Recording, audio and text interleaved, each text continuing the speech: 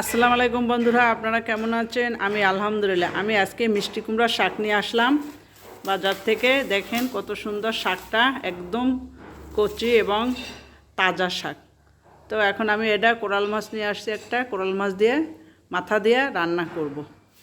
চলেন আমি শাকটা কাটাকুটি করি, পরিষ্কার করে নিই। আমার সাথে আপনারা থাকেন, আমার রান্নাটা দেখেন। আমার শাকটা কাটাকাটি হয়ে গেছে, এক গামলা হয়েছে মাশাল্লাহ, কিন্তু সিদ্ধ হয়ে অল্প একটু হয়ে যাবে। এদিকে মাছের মাথা লেজ নিয়েছি, এখন পাক করব।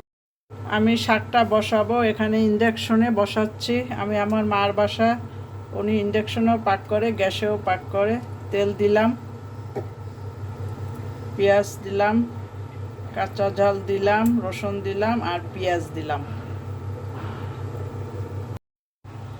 এখন পেঁয়াজটা একটু ভাজা হোক, তারপর আমি মশলাগুলো দিয়ে দেব। পেঁয়াজটা আমার ভাজা হয়ে গেছে, এখন আমি মশলাগুলো দিয়ে দেব। হলুদ দিলাম 1 চামচ, ছোট চামচ তো 1.5 চামচ হলুদ দিলাম, ছোট চামচের। এরপরে মরিচ দিলাম 1/2 চামচ।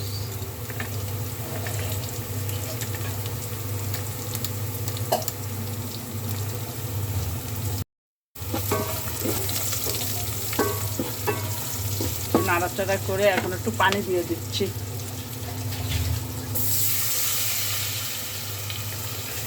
মশলাটা পুড়ে না যায়।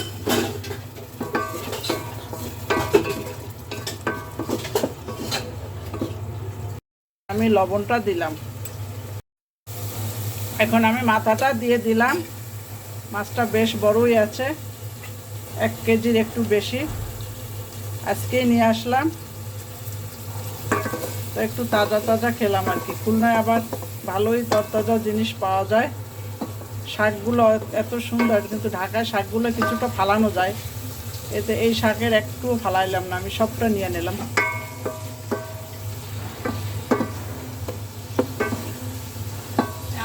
একটু কষুক, এখন আমি ঢেকে দিলাম। এখন আমি শাকগুলো দিয়ে দেব। শাকগুলো মাশাআল্লাহ দিয়ে দিলাম। অনেকগুলো শাক হয়েছে, তবে একটা শাকও ফালানো যায় না। আমরা ঢাকা বসে যে শাকগুলো খাই, সে শাকগুলো একটু বাসি থাকে মাঝে মাঝে, যার জন্য নিতে নিতেই তো ওদের শাকটা শুকিয়ে যায়, যার জন্য কিছু শাকটা আমার ফালানো যায় বাসায়। কিন্তু খুলনায় একটা শাকও আমার ফালানো গেল না, সবগুলোই মাশাআল্লাহ শাকগুলো নিলাম এবং অনেক সুন্দর। মিষ্টি কুমড়া শাক আবার খেতেও খুব মজা। আরও শাক আছে, দিতে পারতেছি না, একটু পরে দিব। এগুলো আগে সিদ্ধ হয়ে নিক, তারপর বাকিটা দিব। এখানে আরও কতগুলো শাক এখনও আছে।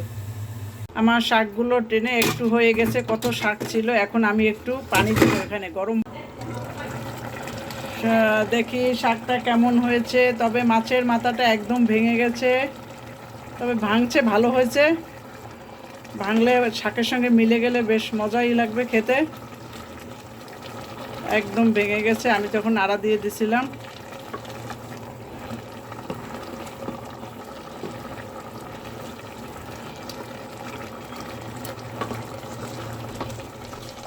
আমি এবার গ্যাসে দিলাম। কারেন্টটা চলে গেল, যার জন্য গ্যাসে দিলাম।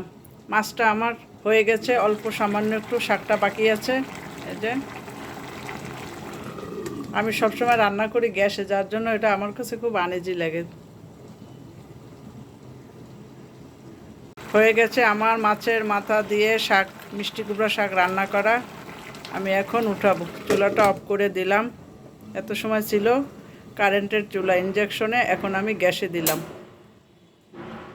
বন্ধুরা, আমার মিষ্টি কুমড়া শাক কোরাল মাছের মাথা রান্না করা হয়ে গেছে। দেখেন কত সুন্দর হয়েছে এবং অনেক সুন্দর লাগে। আমি একটু খেয়ে দেখলাম, একটা শাক এবং একটা ডাঁটাও ফালানো যায় না, যার জন্য এতগুলো হয়েছে।